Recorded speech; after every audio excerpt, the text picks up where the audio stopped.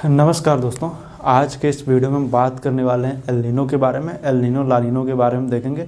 Climatology की जो मैं श्रृंखला चला रहा था उसी के अंतर्गत आज मैं एक नया वीडियो लेकर के आया हूँ। आप लोग क्लाइमेटोलॉजी की श्रृंखला देखते रहिए था। जलवायु विज्ञान की जो श्रृंखला चल रही है काफ़ी इंपॉर्टेंट है। इसमें काफ़ी वीडियो आ चुके हैं और भी आगे आएंगे। आप जल्द से जल्द इसको नोट कर रहे हो, डायग्राम वगैरह जो मैं बनाता हूँ उनको बना लीजिए, क्योंकि ये सब काफ़ी इंपॉर्टेंट टॉपिक हैं। और वैसे भी ये ऐसा नहीं है कि सिर्फ ज्योग्राफी ऑप्शनल या आप कोई स्पेसिफिक ज्योग्राफी से रिलेटेड ही एग्ज़ाम दे रहे होंगे उसी में इम्पोर्टेंट। ये कुछ ऐसे टॉपिक हैं वो जो एक कह सकते हैं कि जैसे जीएस के पॉइंट ऑफ व्यू से भी ये इम्पोर्टेंट टॉपिक हैं। आप इनको नोट कर लीजिए और इनके डायग्राम वगैरह बना लीजिएगा तो काफ़ी सही रहेगा। तो आइए देखते हैं, आज हम बात करेंगे एल नीनो। एल नीनो क्या है? एल नीनो एक तरीके से कह सकते हैं मौसमी परिघटना है, जिसका या कह सकते हैं एक तरीके से सागरीय जलधारा है, जिसका आविर्भाव पेरू के तट के पास में अर्थात पूर्वी प्रशांत महासागर में होता है। ये गर्म जलधारा है, इसको याद रखिएगा। तो ये आप देख रहे हैं, ये है पेरू के पास में है। ये जो देख रहे हैं ये प्रशांत महासागर है। प्रशांत महासागर को आप सिर्फ देखेंगे तो प्रशांत महासागर का ये हिस्सा पश्चिमी प्रशांत और ये हिस्सा पूर्वी प्रशांत कहलाता है। कहलाता क्या है ही प्रशांत, ये पश्चिमी प्रशांत और ये पूर्वी प्रशांत है। या तो इसको आप याद रखिएगा। इन्हीं पे पूरा सब कुछ इसी पे डिपेंड रहेगा। इसी पे हम आपको भी एल नीनो समझाएंगे। और भारतीय मानसून को जो है, जब कहें कि जो पूरे साउथ ईस्ट एशिया के मानसून को प्रभावित करता है एल नीनो, उसके बारे में बताएंगे कि आखिर कैसे प्रभावित करता है उसके बारे में भी। तो हम आपको भी ग्लोब के जरिए भी आपको समझाने की कोशिश करेंगे। तो आइए देखते हैं। सबसे पहले मैं बता दूं कि दरअसल होता ये है कि किसी भी क्षेत्र में बारिश होने के लिए वहाँ पर निम्न दाब का होना बहुत ज़रूरी होता है। और आप जान रहे हैं, जहाँ पर सूरज की किरणें लंबवत होती हैं वहाँ पर ITCZ अर्थात इंटर ट्रॉपिकल कन्वर्जेंस जोन जो होता है वो बनता है, निम्न दाब का क्षेत्र होता है। वहाँ से जो होता है, वहाँ से निम्न दाब के क्षेत्र से पवनें ऊपर की ओर उठती हैं और उन पवनों का स्थान लेने के लिए व्यापारिक पवनें वहाँ पर आती हैं। और व्यापारिक पवनों के साथ में नमी वगैरह भी होती है। वो ऐसी वायु होती है व्यापारिक पवनें जिसमें नमी की मात्रा काफ़ी होती है और वो आगे चल करके उसी से बारिश होती है। तो सीधी बात है कि जैसे हम बात करें, जैसे मान लीजिए मैं आपको बताऊं कि जैसे ये कोई मैप है, मैप मान लीजिए, और ये हो गया विषुवत रेखा हो गई, इक्वेटर हो गई। हम मान लेते हैं कि इक्वेटर पर ऐसी स्थिति है कि जैसे मार्च का महीना है, सितंबर का महीना है, तो यहाँ पर सूरज की किरणें जब लंबवत होंगी तो उत्तरी गोलार्ध से और दक्षिणी गोलार्ध से व्यापारिक पवनें आकर के यहाँ पर आके मिलती हैं। व्यापारिक पवनें क्या होती हैं, इनकी मैं चर्चा कर चुका हूँ। उपोष्णकटिबंधीय क्षेत्रों से 30-35 डिग्री क्षेत्र से विषुवत रेखा की ओर ये चलती हैं, अर्थात उन क्षेत्रों में चलती हैं जहाँ पर सूरज की किरणें लंबवत होती हैं।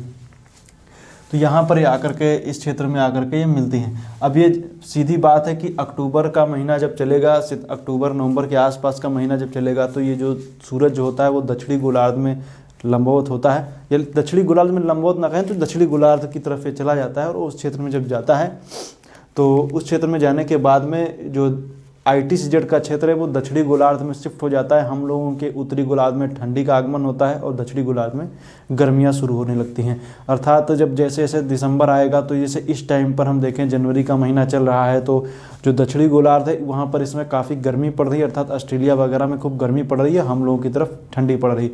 कारण यही है कि इस समय जो सूरज है वो दक्षिणी गोलार्ध में लंबवत है।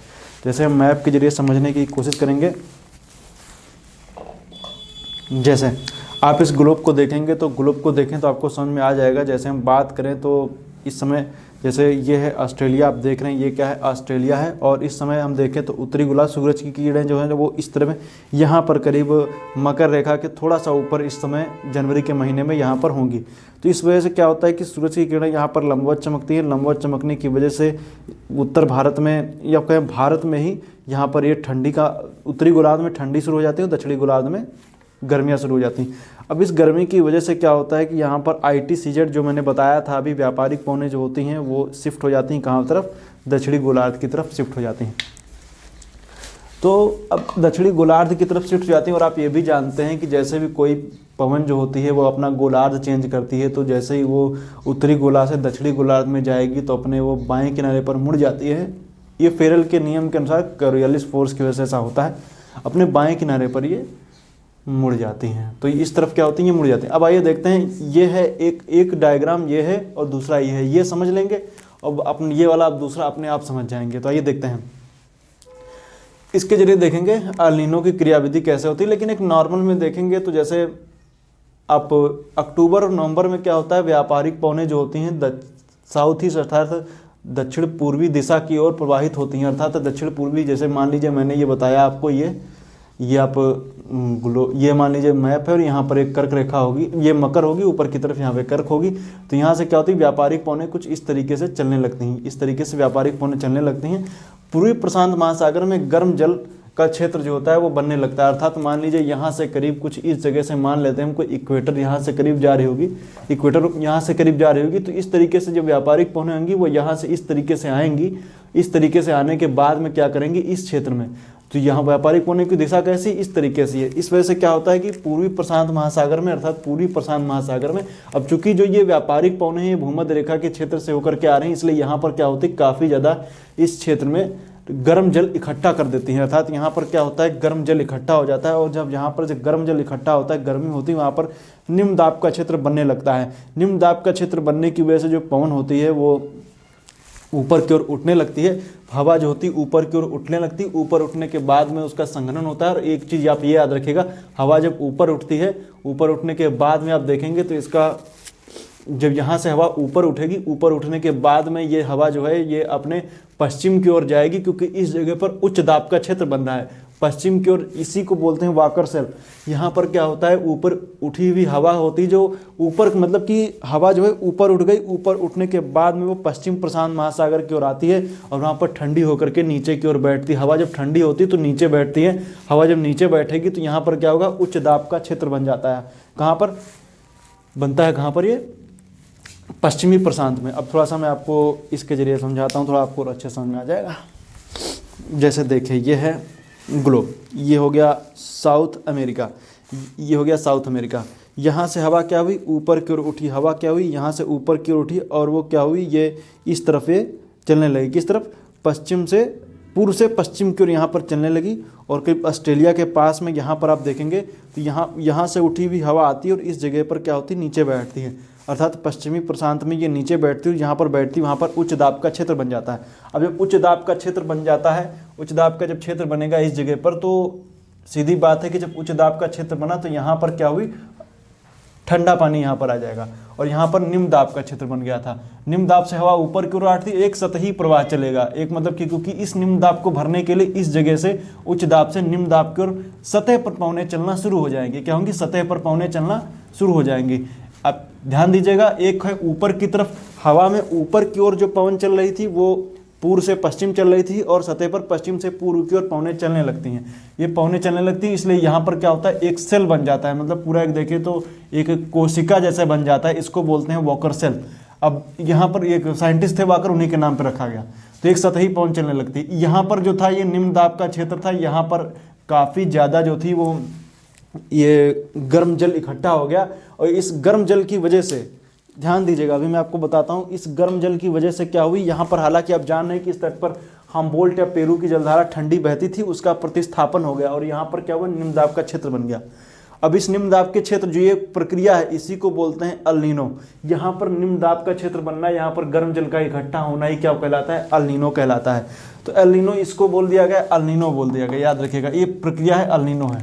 अल नीनो कैसी है, एक गर्म जलधारा है। प्रश्न आ सकता है अल नीनो क्या है, गर्म जलधारा है। अब ये गर्म जलधारा जब इसका प्रभाव ज़्यादा बढ़ जाता है तो ये इसका जो पानी है वो पूरी कह सकते हैं दक्षिण अमेरिका से होते हुए, यहाँ पर हम मैगलन जलसंधि आप देखेंगे दक्षिण अमेरिका के आपको दक्षिण में दिखेगी।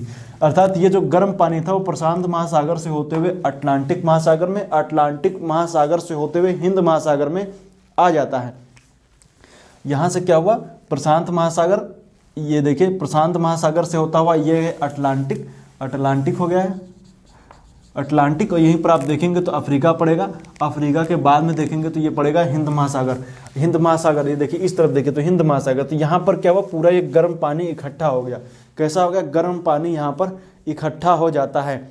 अब गर्म पानी जब इकट्ठा हो जाएगा तो उसकी स्थिति बदलेगी। अब कैसे बदलेगी, अब मान लीजिए जैसे मई जून का महीना आ रहा है, मई जून का जब महीना आता है तो हम लोगों की तरफ अर्थात जो उत्तरी गोलार्ध होता है, उत्तरी गोलार्ध में सूरज की किरणें लंबवत होने लगती हैं। उत्तरी गोलार्ध में सूरज की किरणें लंबवत होने लगती हैं और उत्तरी गोलार्ध में जब सूरज की किरणें लंबवत हो जाएंगी तो ITCZ का क्षेत्र उत्तर भारत में बनने लगेगा। यहाँ पर आप देखेंगे तो भारत में बनने लगेगा।